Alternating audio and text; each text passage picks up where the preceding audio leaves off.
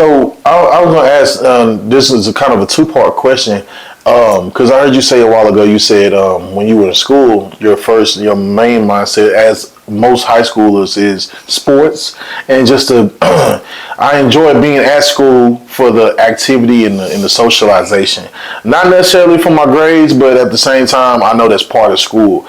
But how do we get the kids to focus? Because at the end of the day, like you just said, I have to eventually come home and start paying bills one day.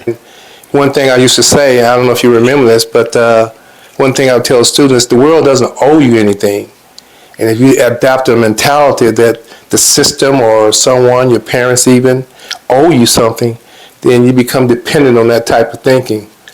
So what you do is you try to instill in kids a sense of independence, and try to instill a sense of pride, and try to let kids understand that it's not so much that we want to be successful in life as much as we want to be valued in life. Because if you are of value, someone will seek out your ability, no matter what it is. If you're able to put two pieces of wood together and make something beautiful, somebody's going to buy it. So you just keep making that, and you can make a living doing that. Or say you're a painter, you may enjoy painting. And people might say, oh, I'll never want to go and be an artist. But, we got paintings hanging on the walls throughout the museums in this country worth millions of dollars. That painter was once a kid who had a dream. Now he's a millionaire painter. And then also, you understand that once you acquire this value, then you use it in a way to better yourself and help others. And then you build an industry on that, like Henry Ford or Zuckerberg, or you just have this vision and you stick with it and you become responsible. People see it, invest into it, and before you know it, you're on your way. You just hit a topic that I really love to hear your opinion on. You said find something that you can do really well. I don't care if it's put two pieces of wood together, somebody's going to buy it, but learn how to build and find your value. Do you think it's better for, especially the youth coming up today, to find a trade that's something that they're passionate about, that they can, as you say, build upon? Or do you suggest, go to college and spend more time trying to figure yourself out, but you could potentially go in debt at the same time? That is the $1 million question now. Education is expensive now. Yes. When I first entered college, my tuition, room and board, everything was around $800 a semester. You can't even buy books for a semester for $800 a semester now. So education has increased. I would say today, that's another two-edged sword. I think academics is always important.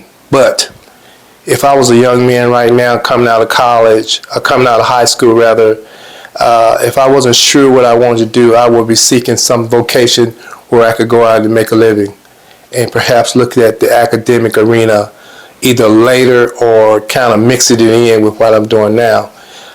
Education is expensive, and many of the disciplines that kids are going to school to get, there's no job market for it. And it's a waste of money, technically speaking. It's a waste of money. Kids are leaving universities with degrees with $100,000 debt, come out to work at Walmart, which is, I'm not indicting Walmart. I'm just saying, if you got $100,000 debt, or you got a $70,000 debt and you're only making $10, $12 an hour, you're never going to get out of debt. You're never going to get out of debt. And it just reminded me, I remember me and B-Will was working at the zoo, and I was like 17 years old at that time. And they put me at a Burger King inside the zoo. It was a trip, but I was 17 years old and I was making a little money, so I didn't mind. But I remember my supervisor, who was probably making, honestly, maybe $2 more than what I was making as a regular employee, had a master's degree. Yeah. And I'm like, why are you working here? And she's like, man, I spent all that time in college and nobody is hiring me still. Right. And I have a master's degree.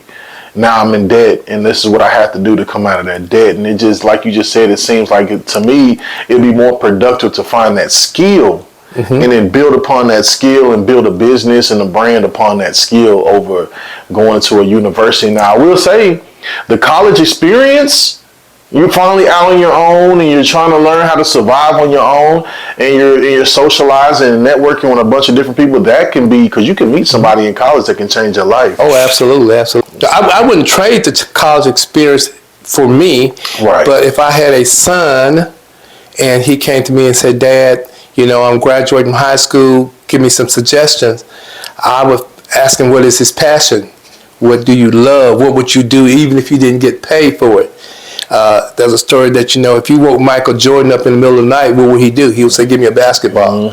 Because that's what he loved to do. And even though he's retired, I think Michael Jordan was born with a basketball inside of his head, But not everyone's going to be MVP. No one's going to win six championships. Somebody's going to have to be responsible for building that arena that he plays in. So we need a welder. Someone's going to put the plumbing in. You're going to need a plumber. And those guys may never see the inside of a university, but can you imagine going to an arena and there's not bathrooms, or you go to an arena, there's not lighting? Those are skills, those are vocational skills that can be taught to kids at 16, 17 years old, walk out of high school, take on those vocations and make a comfortable living for their family and make a decent living wage and not have to spend hundreds and thousands of dollars and spend 4 or 5 years obtaining it and end up in debt.